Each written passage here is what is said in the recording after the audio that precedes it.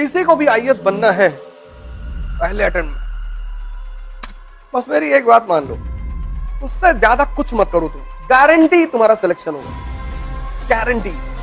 और सिलेक्शन अगर नहीं होगा ना, तुमको 2 साल का खर्चा देंगे 30,000 रुपए महीने के हिसाब से। इस एग्जामिनेशन में इतना पढ़ना थोड़ी है, इस एग्जामिनेशन में तुम बहुत पढ़ नहीं पाओगे, इतना जान लेना। तुम इतनी छोटी सी बात नहीं समझ पाते, क्योंकि तुम्हारा मन कहता है कि इतनी बड़ी अचीवमेंट इतने छोटे रास्ते से हो जाएगी। सर ऐसे ही होती है।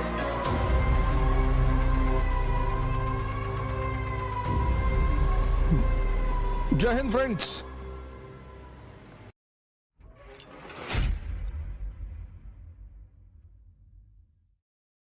नहीं, मैं तो कहता हूं मुझसे पूछते रहा करो, क्योंकि हर आदमी ओमनीसिएंट नहीं है। मैं भी तुम लोगों से बहुत कुछ सीखता हूं। इस दुनिया में कोई ओमनीसिएंट नहीं है। तुम्हारे पास भी दिमाग है, तुम पढ़ते हो, तुम किसी पर्सपेक्टिव से सोचते हो सकता है मैंने उस पर्सपेक्टिव से ना सोचा।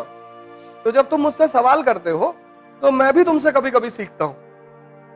ना आने का मतलब कुछ बुरा थोड़ी होता है। हर आदमी को सब कुछ थोड़ी आता है। इस फील्ड की जो विधा है, इस फील्ड में जीता कैसे जाता है वो मुझे पता है। हो सकता है मुझे हिस्ट्री कुछ भी ना पता हो, लेकिन इस फील्ड में जीता कैसे जाता है, कैसे आईएएस में सिलेक्शन होता है, क्या करना पड़ता है, वो चीजें मुझे पता है बस। तो इसलिए मैं हमेशा तुम लोगों से क्लास में कहता हूं कि क्वेश्चन पूछते रहा करो।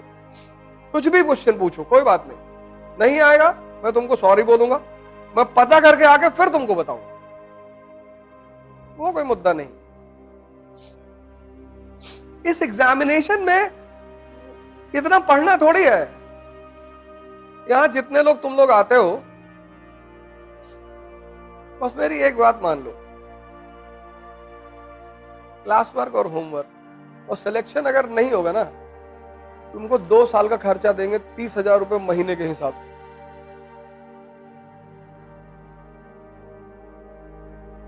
तुम क्यों टेंशन ले रहे हो यार? आज इकरा में मान लो 100 लोग आ रहे हैं, ठीक है, बहुत आ रहे हैं। ये 100 वो लोग हैं जिन्होंने जीवन में खतरा ले रखा है कि पैसा डूब जाएगा तो, लेकिन चलो। जब तुम कोई बिजनेस शुरू करते हो तो तुम्हारा बिजनेस पहले दिन में नहीं खड़ा होता। बिजनेस का पहला चरण है फेथ। इतनी बड़ी बड़ी कंपनियां मार्केट में हैं, तो लोग उनको पास जाएंगे। जब आदमी पैसा देता है तो कहता है कि यार जिसका नाम है उसके पास चलो। नहीं, लेकिन जब तुम यहां आ ही गए हो, पैसा खर्चा ही कर दिए हो, तो मेरी एक बात मान लो, क्लास वर्क और होमवर्क उससे ज्यादा कुछ मत करो तुम। और न्यूज़पेपर, गारंटी तुम्हारा सिलेक्शन होगा, गारंटी।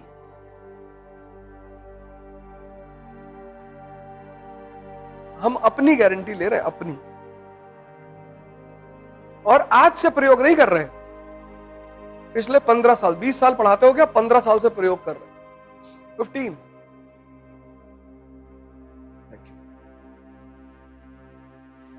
चाय है?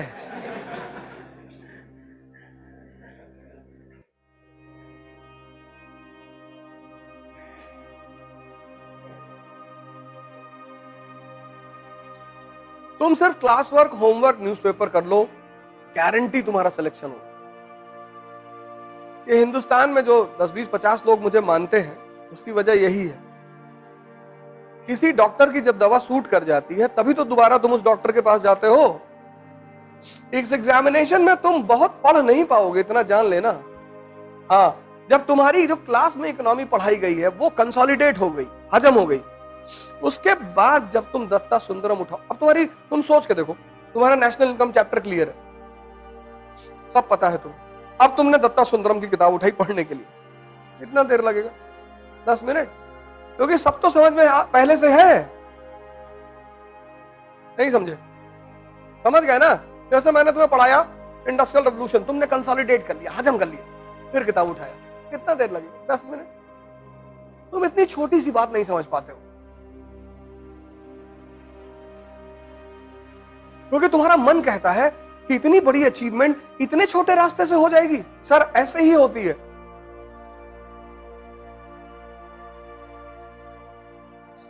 जितनी बड़ी बड़ी अचीवमेंट है उनके छोटे छोटे फॉर्मूले हैं, जितनी छोटी छोटी अचीवमेंट है उनके बड़े बड़े फॉर्मूले हैं। नियम है इस संसार का।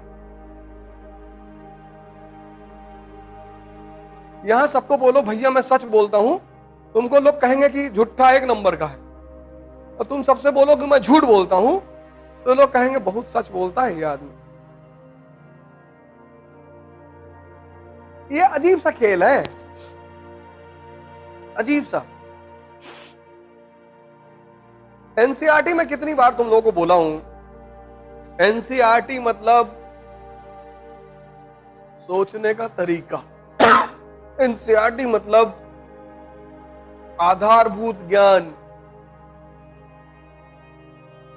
जितने लोग एनसीईआरटी तैयार कर लेते हैं आईएएस की कोचिंग करने से पहले, उनके फर्स्ट अटेम्प्ट में सेलेक्ट होने की संभावना 90% बढ़ जाती है।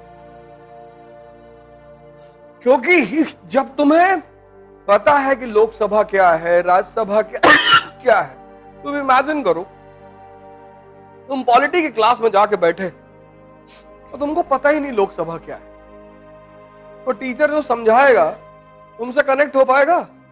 नहीं होगा। लेकिन अगर तुम्हें पता है तो तुम कंसंट्रेट करोगे।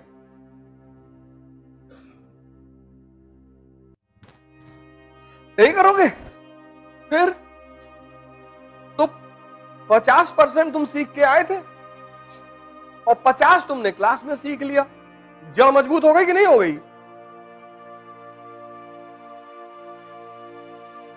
किसी को भी आईएएस बनना है पहले अटेम्प्ट में, वो अपनी एनसीईआरटी पर कमांड बना ले। अब जैसे पहला चैप्टर है विपिन चंद्रा का, क्लास 12th वाली एनसीईआरटी है ना विपिन चंद्रा, उसका पहला चैप्टर है 18वीं शताब्दी का भारत, है ना। अब वो चैप्टर जब तुमने खत्म किया तो पहली चीज क्या क्लियर होनी चाहिए कि मुगल साम्राज्य का पतन क्यों हुआ। यही तो पहली हेडिंग है। दूसरी चीज क्या क्लियर होनी चाहिए? क्षेत्रीय राजवंश, राजपूताना, अवध। पढ़ी हो कभी एनसीईआरटी?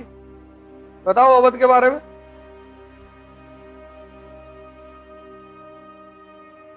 तुमने पढ़ा ही नहीं।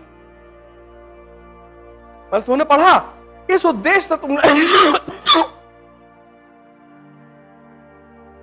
इस उद्देश्य से तुमने नहीं पढ़ा। तुमने पढ़ा, मैं ये नहीं कह रहा हूं तुमने नहीं पढ़ा, तुमने पढ़ा, पर तुमने उद्देश्य विहीन होकर पढ़ाई की। तुम्हारा पढ़ना बेकार चला गया, तुम्हारी मेहनत बेकार चली गई।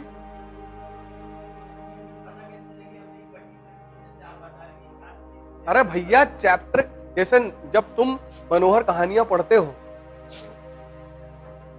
सत्य कथा पढ़ते हो, तो उसमें क्या लिखा होता है? उसकी टाइटल होती है, उसी टाइटल से प्रभावित होकर तो पढ़ते हो। नहीं, बंबई की हसीना ने हंगामा मचाया, अब तुम उसमें क्या खोजोगे कि इस हसीना ने हंगामा कैसे मचाया? दो ही चीज तो खोजोगे। किसी भी किताब की जो टाइटल होती है, किसी भी चैप्टर का टाइटल होता है, वो यही तो तुमको बताता है।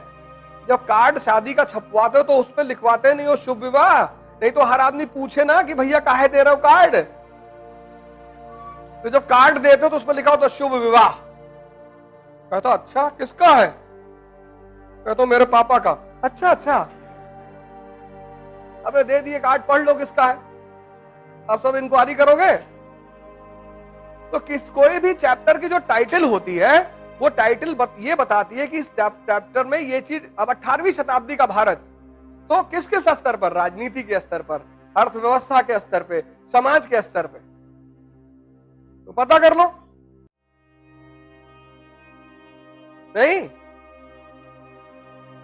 बंबई की हसीना ने मचाया हंगामा, तो एक चीज उसमें क्या है? हसीना।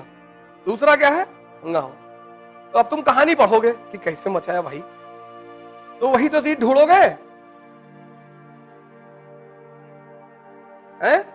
हंगामे वाले पॉइंट ही तो ढूंढोगे।